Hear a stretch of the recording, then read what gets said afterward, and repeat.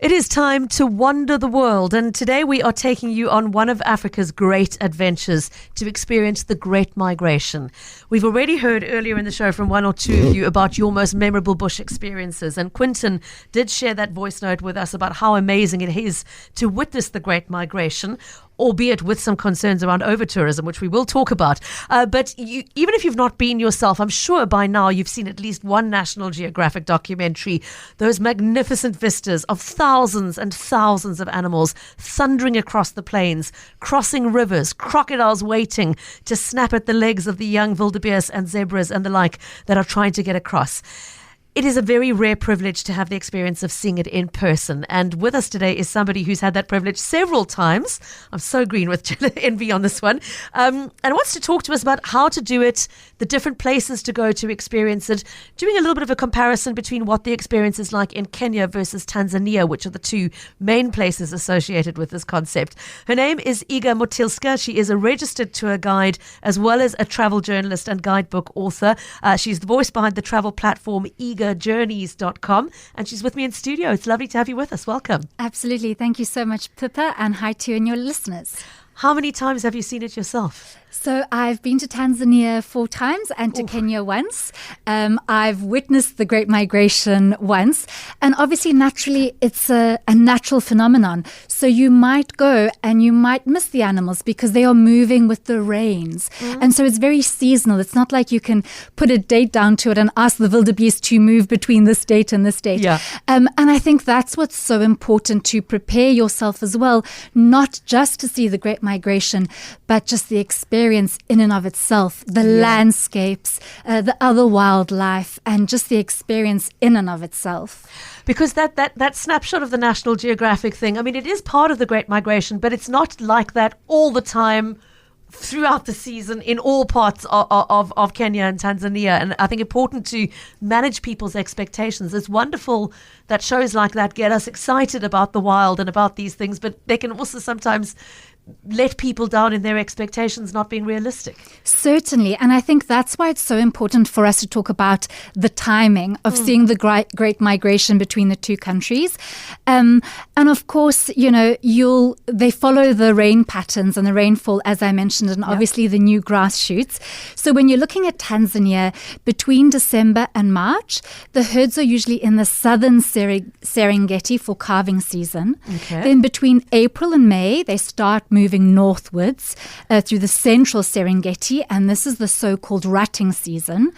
Then between June and July, the migration reaches the western corridor, and here you might see those dramatic river crossings, you know, over the Grumeti River, so the crocodiles lying in wait and the wildebeest springing over. That's really something. It's quite dramatic. And then between August to October, the herds typically are concentrated in the northern Serengeti, and that's when they cross into Kenya's Masai Mara. So in Kenya, between August to October, that's the peak time to witness those millions and millions of herds. And again, the dramatic river crossings over there. And then in November, as the rains begin in the south, the herds start to journey back down to the Serengeti. So something that most people are not aware of is that it's a year-long journey that happens throughout in various sections of both national parks that border each other and have that wildlife corridor. I did not know it was that extensive. And I mean, as you said, nobody is tapping the gnu's on the shoulder and saying, time to move into the southern quadrant, east 37 degrees, please.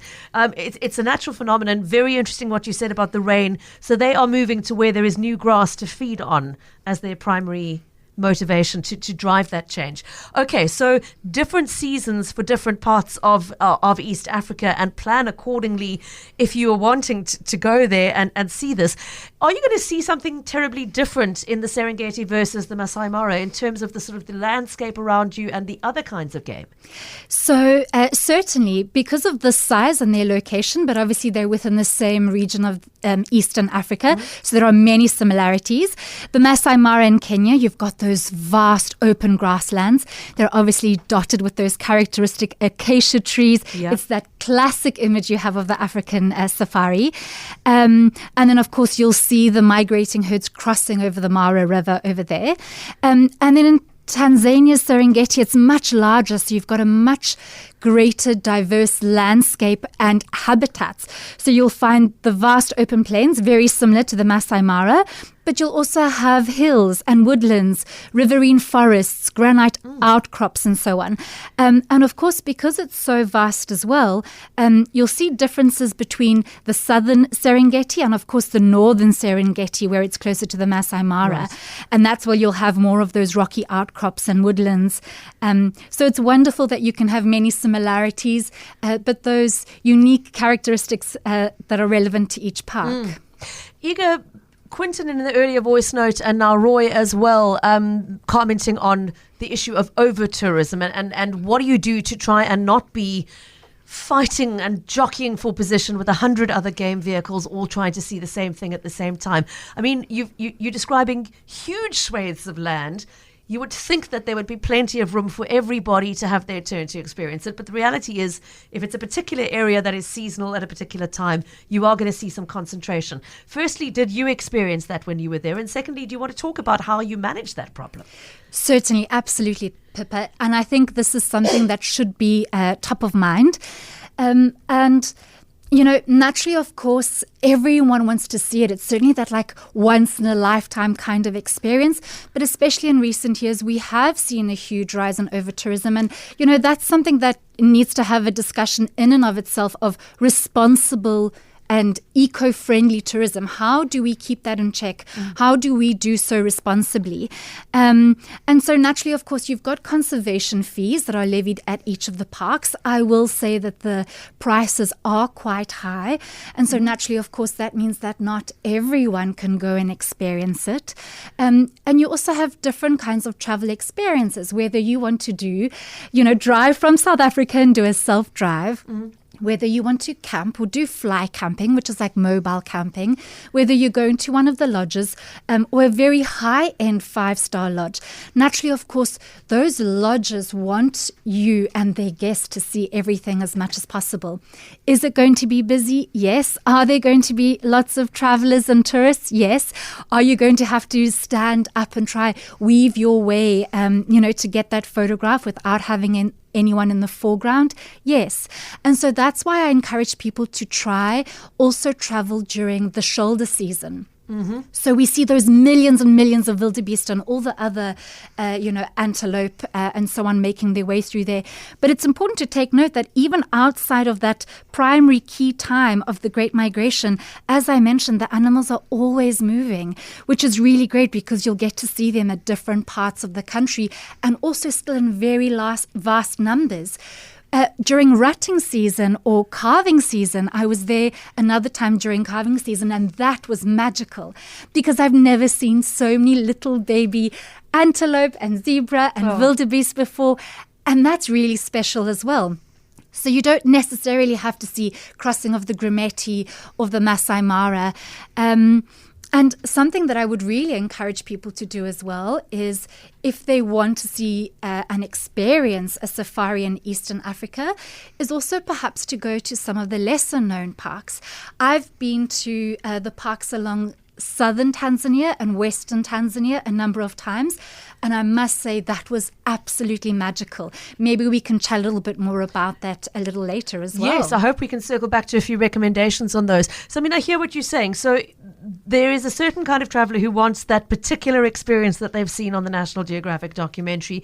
But if you are prepared to say, I don't mind going a little out of peak season or perhaps to a slightly more off the beaten track camp within the park or to go in that shoulder season, you'll have more chance of seeing it with less congestion is the message. And as you say, this issue of how we balance the need to bring tourists in and all the economic benefit that brings without them overrunning a place and having it lose its character altogether, as has sadly happened in many destinations. It's an ongoing debate. But Roy and Quinton, thank you so much for raising that.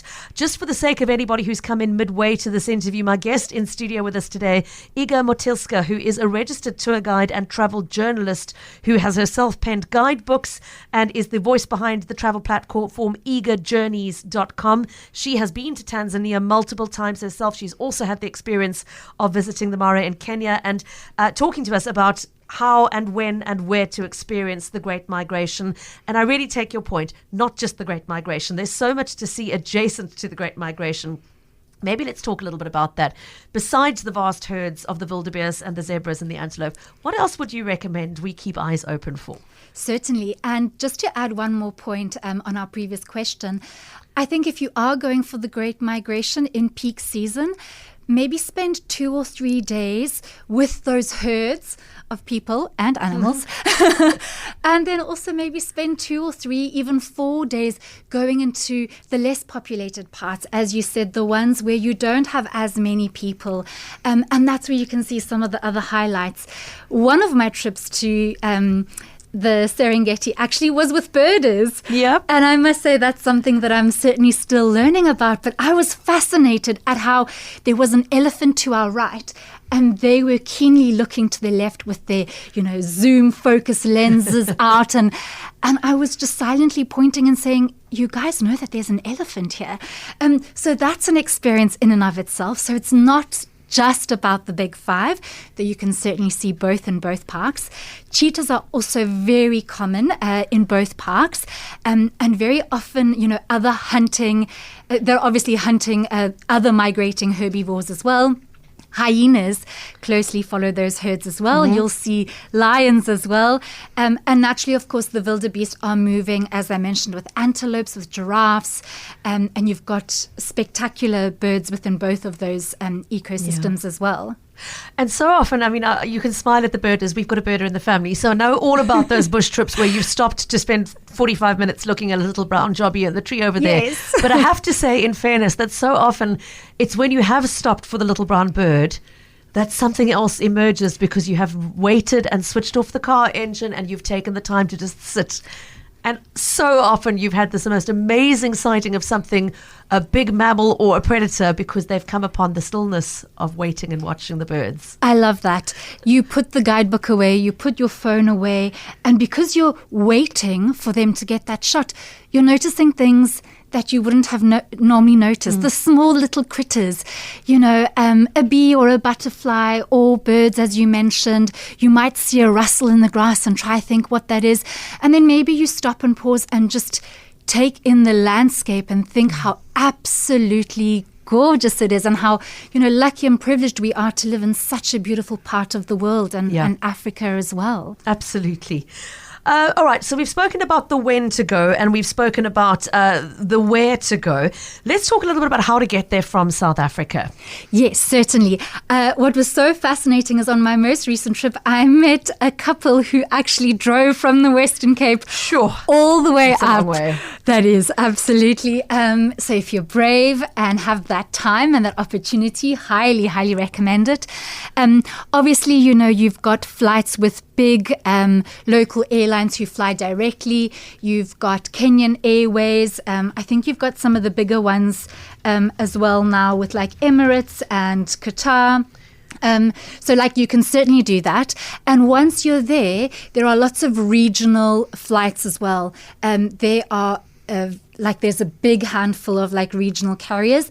You might also, if you have the opportunity to do so, your lodge might even book a private charter for you. But it's very easy, and especially during peak season, you've got a lot of those flights going internally. They're also affordable because there's a lot of competition as well. Okay. Some people also want to take in the journey, as you mentioned, of very similar to looking out for that bird or that small little critter, and want to drive so that they can sort of witness the ever-changing landscape. But very easy. I also recommend looking for package deals. Okay. Very often you might get that, depending on the lodge where you stay. They might package a sort of all-inclusive stay for you that includes your flights, your lodging, your food, whether you want to go half-board or all-inclusive. And that sometimes is really helpful as well. If you want to know how much you're going to pay more or less upfront, excluding maybe any tips and gratuities and souvenirs and anything of a personal nature, that's a good way to budget for it, because let's be honest, it is something that most of us have to save up for. And many of us might only go to visit once in our life. Yeah. So you want, and I take your point that way of traveling can be a predictable expense. There are no hidden costs in doing it that way. You mentioned the park fees. Do you want to just give our listeners a sense of I know they'll be quoted in US dollars. What are the current fees approximately? Yes. So in the Masai Mara, adults who are obviously not resident in the country pay $100 per day. But remember, it's also very seasonal. So that's between the 1st of January and the 30th of June. You're going to pay $200 per day in that peak season between July 1st and December 31st. So it fluctuates. It doubles essentially. So that's nearly 3,500 Rand a day in peak season. Okay, so that's definitely something to be taken into consideration. Is it a similar cost in Serengeti? So the Serengeti is a little bit more affordable in that you're paying $70 in peak season. It slightly changes. It's from May 16th to May 14th, and you're paying even less, so $60 during that low season that we spoke about, which goes from the 15th of March to the 15th of May. Okay, so that's something to definitely take into consideration when budgeting. Park fees are a significant expense to factor in. And obviously, accommodation fee is going to vary greatly. I mean, I know at the top end of the scale, I don't even want to think about what the per diem would be. But is it possible to do this on a budget? I mean, is there really affordable budget camping, for example? Yes, definitely. Okay. And they are really well kitted out as well, because they're looking for those brave solo independent travelers who are traversing, Africa from north to south or east to west, whatever it might be. And naturally across the country, sometimes during rainy seasons, some of the camping sites might close because of accessibility and so on. But there are also definitely mid-range camps and lodges, and so they're very comfortable, they're well equipped, they'll still have excellent wildlife viewing opportunities, but perhaps with not all of the, bells and whistles that obviously carry that kind of surcharge. Something else that we have to keep in mind, Pippa, as South African travelers, is that very often, as you mentioned, the park fees and conservation fees, and very often the lodge rates are quoted in US dollars. So that's something else that we need to consider, is that that exchange rate, unfortunately. It's always a good idea to maybe get a travel card when you're there on the ground as well, before you leave from your local bank. That helps a little bit with the fluctuation and so on. But certainly they're catering for Europeans, Americans. I mean, the bottom line is, as you've said, it's an expensive holiday. I mean, it's between the distance that one has to travel, the park fees, and then paying for accommodation, food, and all the things that go with it.